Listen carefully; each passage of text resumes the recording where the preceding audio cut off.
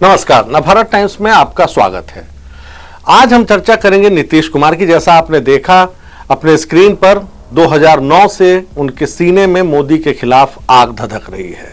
वो एनडीए की रैली लुधियाना वाली, जब उनका हाथ पकड़कर मोदी ने उठाया था और उनको बहुत बुरा लगा, नागवार गुजरा। खैर, भारतीय जनता पार्टी पूरे जोर शोर से इंडिया का मुकाबला कर रही है, लेकिन ऐसा होता हुआ दिख नहीं रही है। उधर नीतीश की विश्वसनीयता दांव पर थी यू टर्न पॉलिटिक्स के कारण, लेकिन उसकी चर्चा मंद पड़ गई है। उन्होंने भाजपा विरोध को राष्ट्रीय कलेवर देने की कोशिश की और अपने छवि पर हो रहे आक्रमण से ध्यान हटाने में सफलता हासिल की है।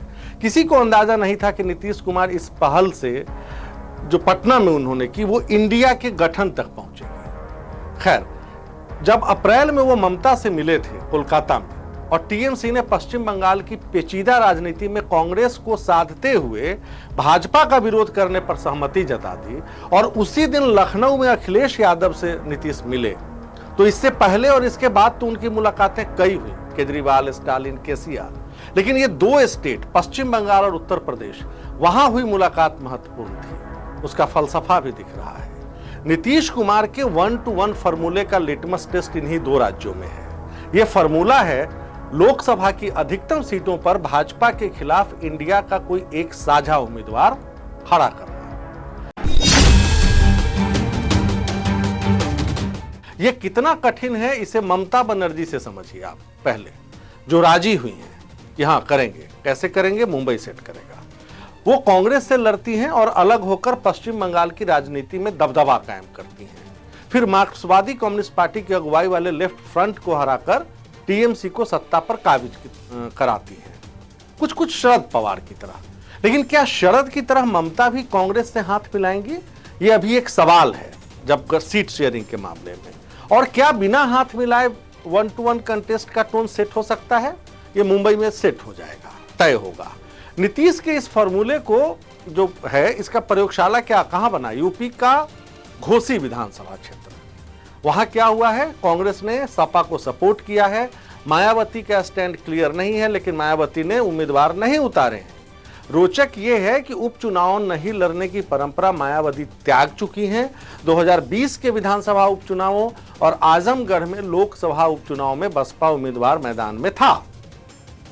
हाल ही में मायावती के सांसद दानिश अली नीतीश कुमार के साथ मिलते हुए दिखाई दिए, और कई संभावनाओं को भी इसने जन्म दिया, क्योंकि आमतौर पर सख्त पार्टी और अनुशासन के लिए जानी जाती है। उन्होंने इस पर कोई कार्रवाई नहीं की, जबकि आप देखा इमरान मसूद को बाहर कर दिया।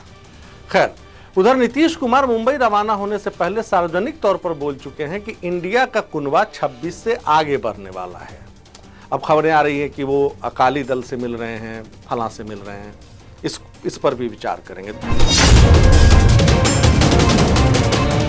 2013 में नरेंद्र मोदी का विरोध कर पहली बार भाजपा से अलग होने वाले नीतीश कुमार को की जो साख है, वो जरूर है, 2023 जैसी नहीं है।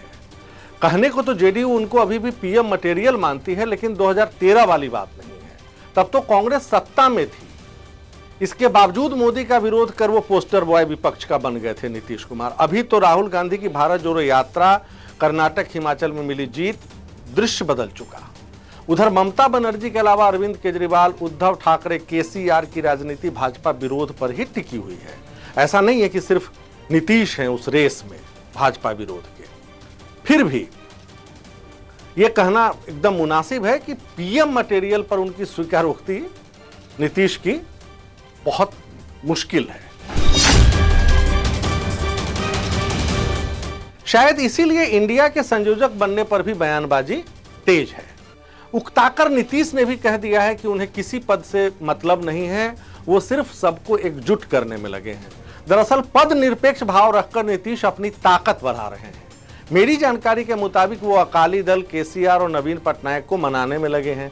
उनके एक बेहद करीबी नेता ने बताया कि वैचारिक तौर पर निकटता के कारण नीतीश की बातों को नवीन बाबू तवज्जो देते हैं।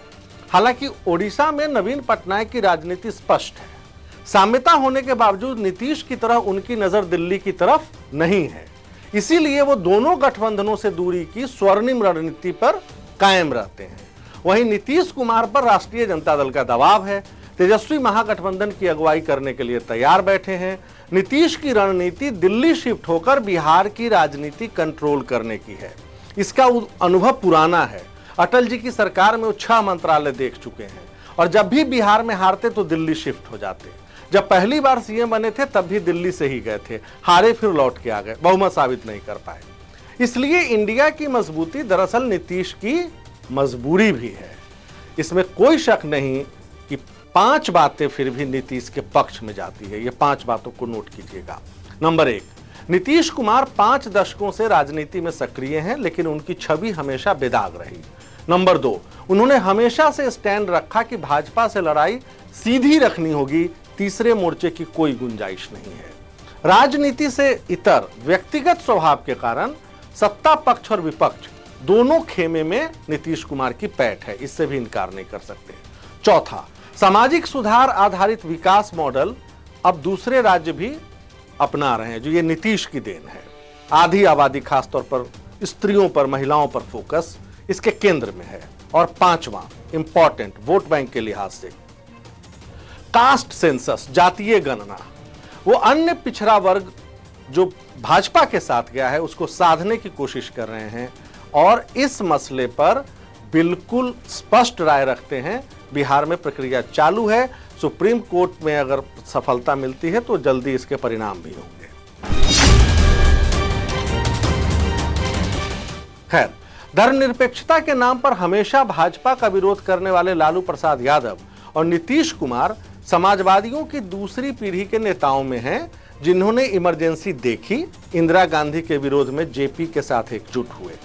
उनकी कोशिश है कि 1977 में जैसा गठबंधन कांग्रेस के खिलाफ बना, उसी तरह की तैयारी भाजपा के खिलाफ 2024 में की जाए।